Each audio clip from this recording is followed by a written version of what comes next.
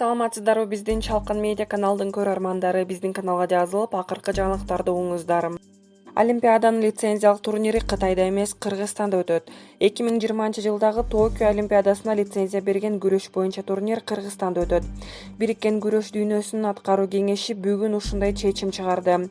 Мелдеш 27-29 март күндөрү Кытайдын Сиань шаарында болушу керек эле. Бирок Бириккен күрөш дүйнөсү коронавирус тарап жаткандыгына байланыштуу башка жакта уюштуруу чечимин кабыл алган. Ошондон кийин эл аралык спорттук уюм бир катар Азия мамлекеттерине, анын ичинде Кыргызстанга турнирди өткөрүүгө сунуш киргизген. Кыргыз өкмөтү менен Кыргызстандын күрөш федерациясы мындай маанилүү иш-чараны өз өлкөсүндө өткөрүүгө макулдук бергенине кубанып турабыз, деген эл аралык күрөш федерациясынын президенти Ненат Лалович. Бул чечимге ылайык мелдештер эми 27-29 мартта Бишкек шаарында өтмөкчү. Федерациянын аткаруу комитетинин чечими боюнча кытайлык спортчулар алгач Белград шаарына учуп, инкубациялык мөөнөттүн алкагында 2 апта болушат. Ал жакта балбандарга машыгуу үчүн атайын база беришет. Алар 14 күндөн кийин гана Бишкекке келет. Атамбаевдин уулу атасы үчүн дуба кылууну суранды. Экс-президент Алмазбек Атамбаевдин ден соолугунун абалы тууралуу анын уулу Кадыр айтып чыкты. Ал Фейсбуктагы баракчасына күн мурун төмөнкүдөй пост жазган. Атамдын кан басымы өтө эле төмөн. Дарыгерлердин айтымында бул каалаган убакта инсультка же инфарктка алып келиши мүмкүн экен. Анын акыркы абалын мониторингин жашырып жатышат. Адвокат Замир Жошевдин айтымында анын кан басымы 76-60 болгон. Атам өлкөгө жана элге кызмат кылууда эч качан ден соолугун аяган эмес, досторунан эч нерсени аяган эмес. Башка президенттерден айырмаланып, өзүнө кам көрүүнүн ордуна ал ар дайым тынымсыз иштеп келген. Атама болгон жалган маалыматтардын чабуулунун курмандыгы боло элек адамдарга атамдын саламаттыгы үчүн дуба кылууңуздарды суранам. Рахмат, атам бизге бөтөн өлкөдө бай болуп узак жашагандан көрө мекенде элдин арасында өлгөнүм артык деп айткан, деп жазган Кадыр Атамбаев. Кадыр Атамбаев жактоочу Замир Жошев менен WhatsApp мессенджер аркылуу жазышкан СМС каты. Муну менен катар Кадыр Атамбаев атасы менен сыймыктанарын айтып, эмне болсо да анын жанында коргой турган үй бүлөсү болоорун айткан. УКМК бүгүн журналисттерге Атамбаев күнү түнү медициналык көзөмөлдө экенин айтып, Атамбаевдин балдарын жана адвокатын айткан маалыматтарын четке каккан. Депутат Кумтөрдөгү кырсыкка байланыштуу комиссия түзүүнү сунуштады. 20 февраль күнү Жогорку кеңештин кезектеги жыйынында депутат Максат Сабиров Кумтөр кениндеги кырсыктарга байланыштуу депутаттык комиссия түзүүнү сунуштады. Өткөн жумада Кумтөр компаниясында дагы бир авария болду. Мен өткөндө депутаттык комиссия түзөлү деп айттым эле. Кечээ дагы авария болду. Ал жерде кандай болгонун эч кимибиз иликтеген жокпуз. Эгерде өкмөттөн комиссия түзүлсө, аларды уксак деп билдирди депутат. Протоколдук тапшырма берип, бизден дагы комиссия түзүп, ошол жердеги техникалык жана экологиялык коопсуздукту текшериш керек. Анткени 3 адам каза болуп жатат. Бул нерсени көз жаздымдан өткөрүп жиберип болбойт, деп кошумчалады депутат. Жанар Акаев: босого чек төмөндөсө, жаш партиялар олигархтарга кулдук урбай өз алдынча чыга алат. Мындай пикирди Жогорку кеңештин депутаты Жанар Акаев билдирди. Шайлоодогу босого чекти төмөндөтүү боюнча буга чейин тегерек столдордо жарандыкко депутаттар, айрым саясатчылар 5% деп сунуш бергенбиз. Башка депутаттык топ 7% сунуштады. Бүгүнкү жыйында президент 7%га барьерге макул болгондой көрүндү. Бул саясий жана стратегиялык жактан дагы туура кадам десек болот, дейт депутат Жанар Акаев.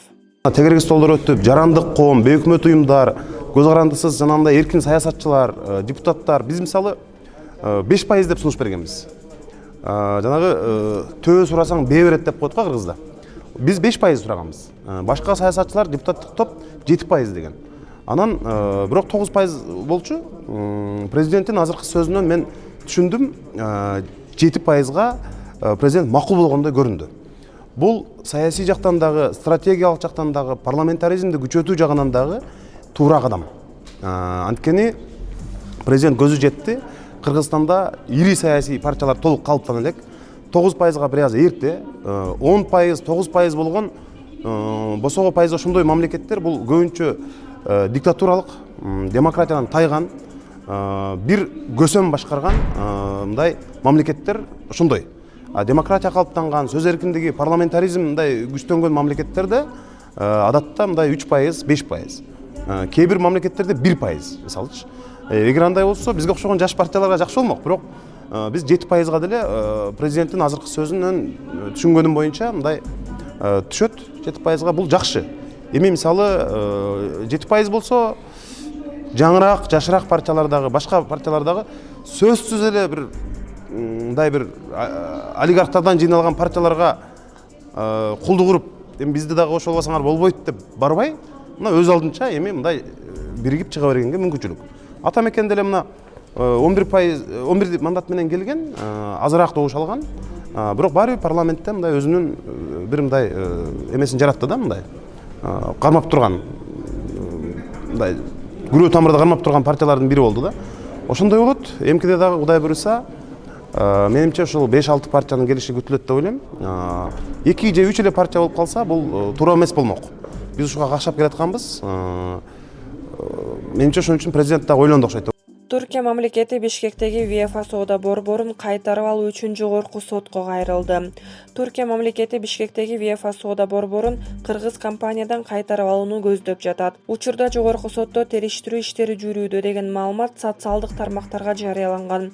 Бул боюнча жогорку сотко байланышканыбызда маалыматты тастыкташты. Түркия мамлекетинин кызыкчылыгын коргон жактоочулар кыргыздардын Аруу Жылдыз аттуу компаниясы аталган соода борборун мыйзамсыз сатып алган деген жүйө менен сотко кайрылышкан. 20-февралда бул иш боюнча соттук отурум белгиленген, дешти басма сөз кызматынан. Маалым болгондой, бул соода борбору 2006-жылы түрк инвесторлору тарабынан салынган.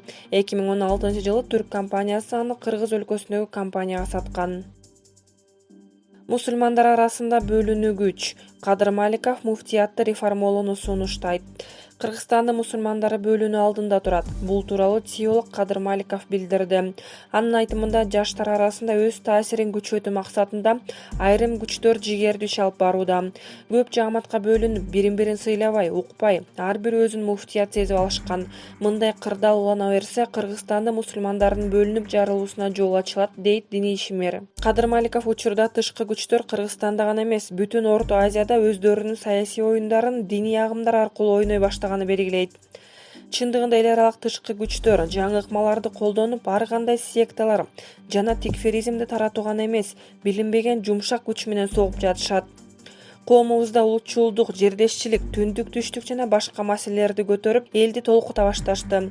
Бул маселе абдан олуттуу, тагыраак айтканда биздин салттуу ханафи мазхабка жана руханий баалуулуктарга, коопсуздугубузга түздөн түз тиешелүү. Буга каршылык көрсөтүлбөсө, келечекте диний тармак терең кризиске дуушар болот, дейт ал. Диний ишмер муфтиятты реформалап, заман талабына жооп берген, мусулмандардын биримдигин камсыз кыла алган иш-чараларды жүргүзүүнү сунуштайт. Анын айтымында, Кыргызстандын мусулман дин башкармалыгынын алдында аналитикалык жана изилдөө бөлүмүн ачуу керек. Валентина Шевченко шотландиялык мушкер Жоон Кальдервуд менен мушташат. UFC'нин жеңил салмактагы абсолюттук чемпиону Валентина Шевченконун кийинки атаандашы белгилүү болду. Бул тууралуу спорт басылмалары жазды. Кыргызстандык мушкер июнь айында Жоон Кальдервуд менен беттешет. Эске салсак, 9-февраль күнү Хьюстон шаарындагы беттеште Валентина Шевченко атаандашы америкалык Кетлин Чукагианды техникалык нокаут менен жеңип алды. Ал аны менен чемпиондук курун 3-жолу коргоду.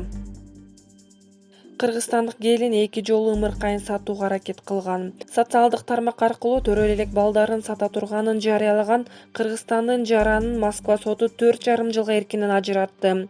24 жаштагы кыргызстандык Барынахан Расулжан кызы адам сатуу беренеси менен соттолду. Татарстанда жашап жаткан бул келин кош бойлуу кезинде жарыкка келчү кызын сата турганын жарыялап, бирок ай күнүнө жетип калган кезде кардарлар ага байланышка чыга алган эмес. Келин оюнан кайтып, төрөлгөн кызын өзү бакмай болгон. 1,5 жылдан кийин кайрадан кош бойлуу болгон Барынахан Расулжан кызы келечектеги ымыркайын асырап алуучуларды издеп баштайт. Бул учурда кардар катары роль ойногон милиция кызматкери баланы 1 миллион рубльга сатып алууну макулдашкан. Кийин ымыркай төрөлүп, макулдашкан боюнча баланы сатып, ордуна акчасын алган кезде аялды кармап кетишкен.